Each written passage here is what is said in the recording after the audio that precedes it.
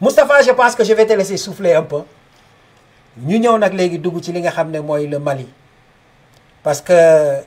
am na situation bu doy waar boo xam ne moo fa xew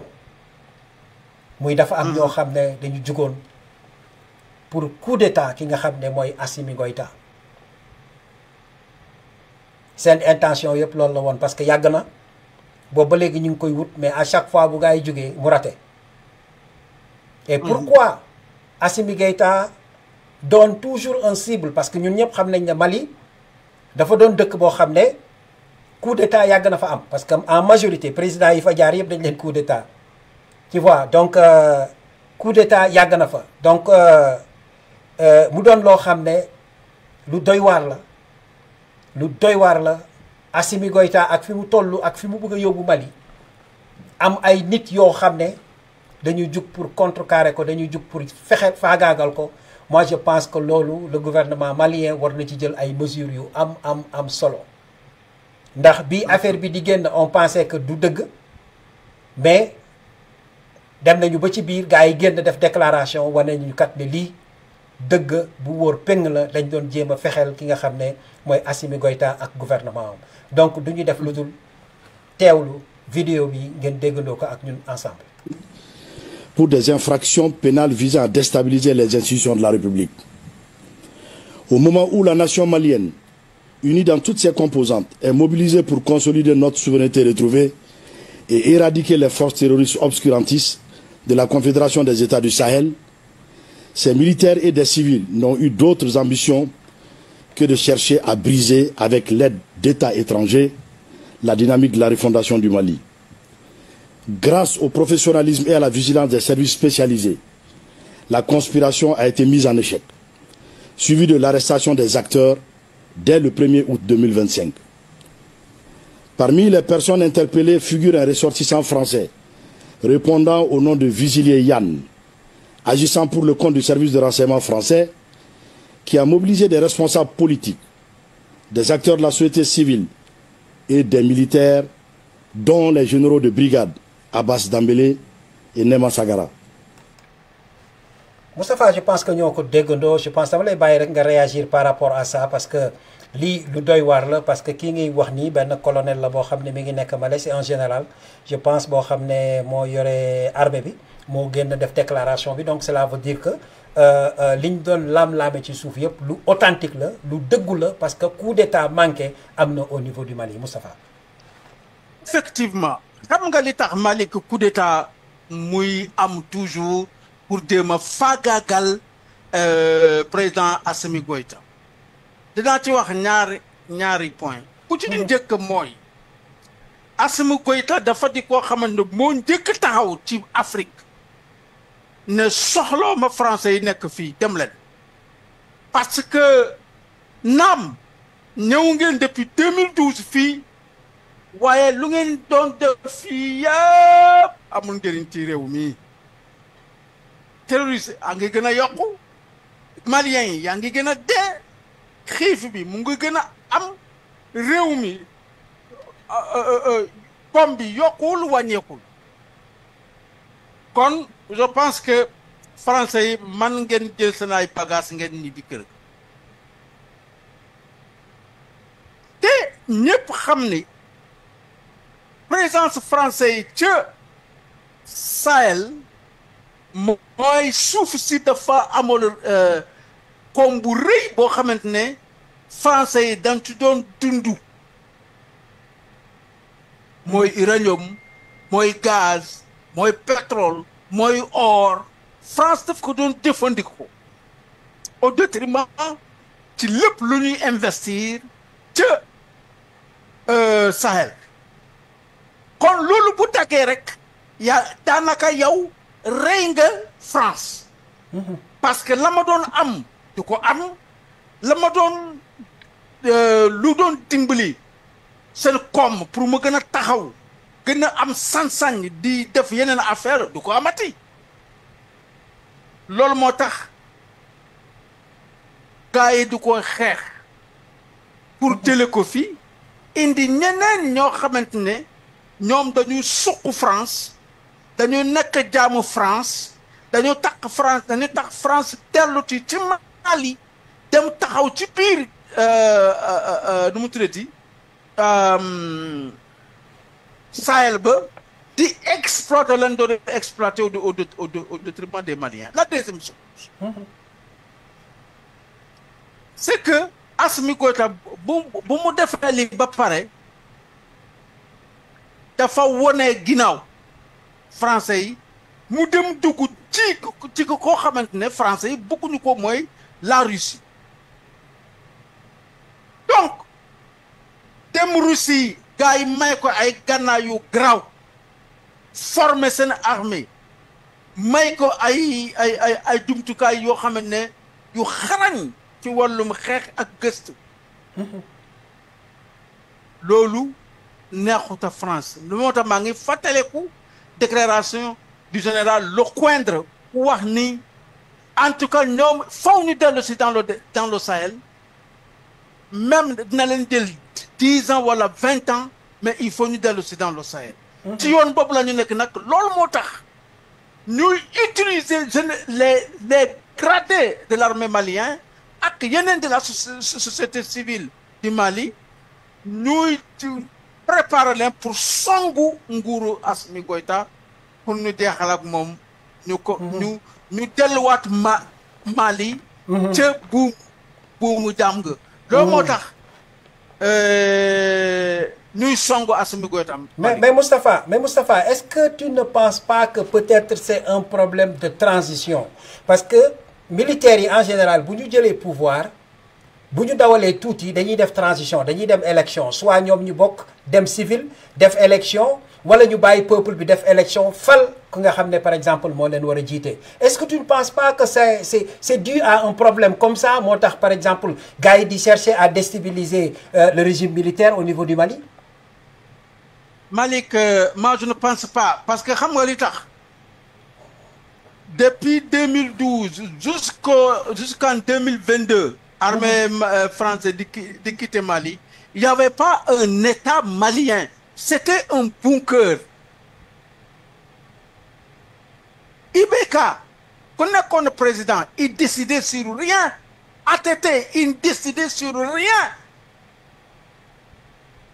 France moo doon doxal depuis ca kaw ba ci suuf kon Assimi Goïta bu mu ñëwee moo dagg buum boobu bon je pense que c'est un problème pas de transition mais un problème de combat de survie la occidentaux yi nekk di def ci Assimi Goïta parce que bu dee problème de transition la Mali dafa am benn parlement boo xamante ne ay Maliens yu bëre de tous les secteurs ak les agriculteurs les éleveurs la société civile les partis politiques ñu def benn assemblée boo élargie boo xamante ne ñoom ñoo décider Assimi Goïta day wax ba pare mu dem déposer à leur niveau ñu débattre affaire bi en plénière ñu décider ñoom mi xamante ne ñoo représenter le peuple malien nee nañu dañu yokk ci nguuru Assimi Goïta 5 ans mu yore Mali pour 2 raisons la première des raisons mooy il faut une refondation des institutions du Mali maanaam Mali amatul Moussa Oumarou Konaré non pas Oumarou Konaré Moussa Oumarou Konaré mais Oumarou Konaré amul un État donc Assimi Goïta va faire la refondation il faut qu'on mette le Mali sur la route des institutions boo xamante ne pas dañu koy copier comme la France ou les Occidentaux mais ci aada Mali lañu koy jëlee ci gëm-gëm malien yi lañu koy jëlee Mali nekk benn état bu bees ñaareel bi mooy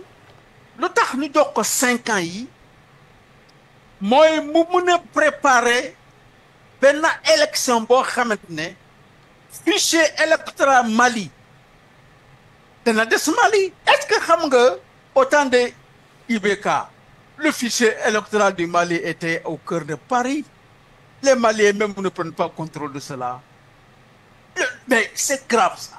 donc ak Assimi Goïta dañuy bannir boobu tijjiwaat benn fichier électoral bu bees boo xamante ne ay Maliens ñoo koy contrôler ay Maliens ñoo fay nekk ay Maliens ñoo koy garder ci seen dëkk ñu moomu seen bopp donc en résumé lii moo tax ñu teg fii Assimi Goïta encore pour 5 ans maintenant si tout cela est mis sur pied je pense qu'on peut parler des élections la troisième chose c'est que le Mali c'est un cas un peu spécial Gabon amu fa terroriste Oligui bu mu ñëwee mais après quelques mois dafa def des élections voilà il a démissionné de l'armée mu nekk candidat il a gagné les élections mais au Mali on parle de terrorisme de tout le temps le Mali est attaqué par des gens armés mais comment tu peux avoir des élections dans une zone pareille à Kidal on a fait des élections en 2020 à Kidal il y avait pas d'élection kan moo fay dem élection mais léegi comme Mali jël na Kidal Mali jël na beneen dëkk dañu dem ba ñu réunir le Mali en tant que territoire ba pare ñu jéem a maintenant aller vers pour maintenant sama xalaat des élections. Mais Moustapha, et le cas de Thiogal Maïga qui était l'ancien premier ministre de Assimi Goïta, aujourd'hui en prison. Mais Moustapha, ban jangat nga wara mëna am ci lolu. Sincèrement, ça devient un peu compliqué parce que je t'ai parlé tout de suite de transition. Tu vois, oui. Et Thiogal Maïga, il se luttait pour ça. Thiogal Maïga da doon xex pour que gars yi mëna def ben transition pour que civil yi mëna ñëw gérer li nga xamné moy réew mi, c'est-à-dire ñi nga xamné ñom lañu jaglal pour ñu gérer réew mi. Donc ñi gis né Thiogal Maïga ak position bobu nga xamné amon nako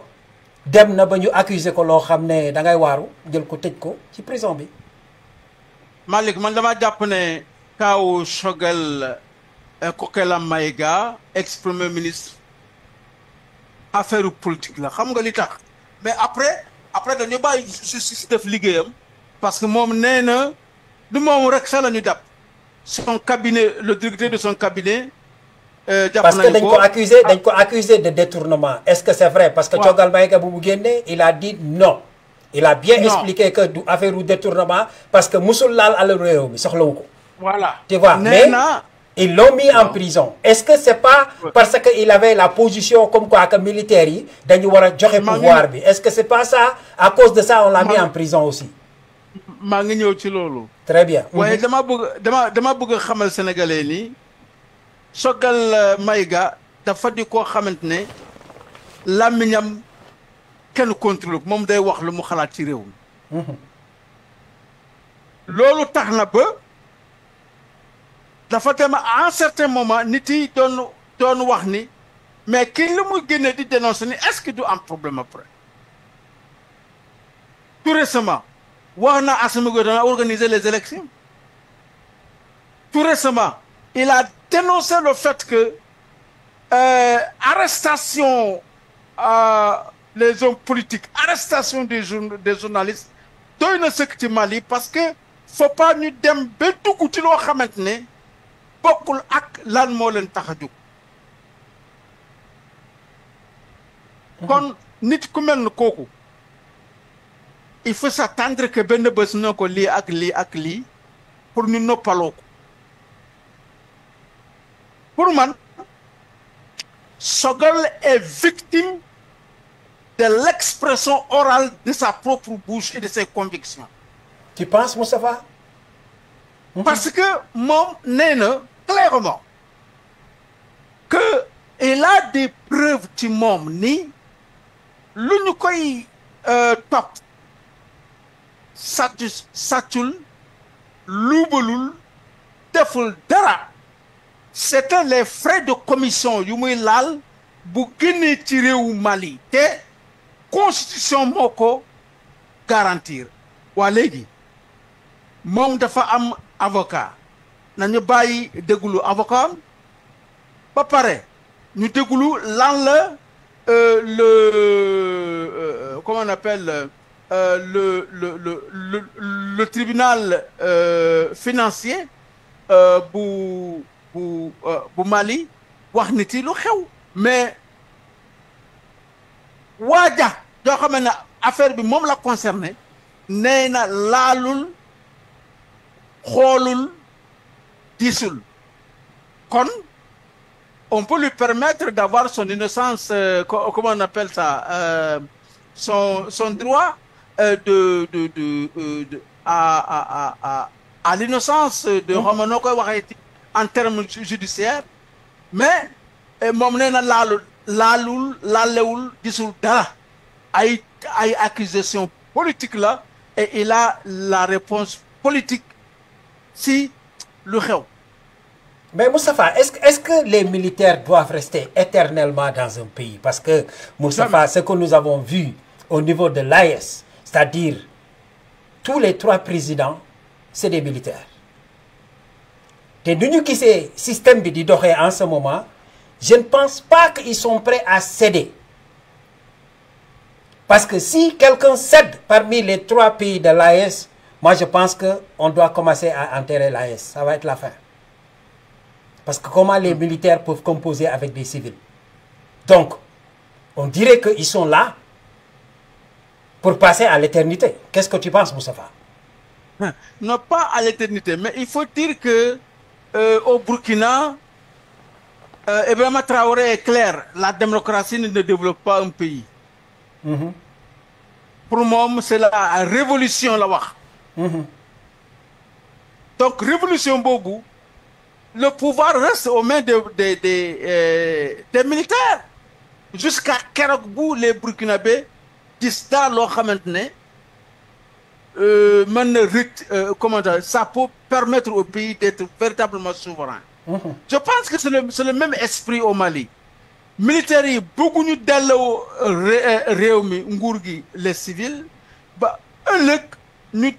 delluwaat ba France dem indi France xam nga Bandaw ci même système bi voilà. Voilà ba Bandaw loolu moo tax ñu jëlee ko fi Bandaw c'est un militaire mais comme il était en retraite il avait des relations à Paris ñu teg ko président rek mu si ëllëg si mu dem Paris alors que toi nous on parle de rupture xam nga lii la ñuy bañ. Pendant ces 5 années-là, quand même, nous 5 ans.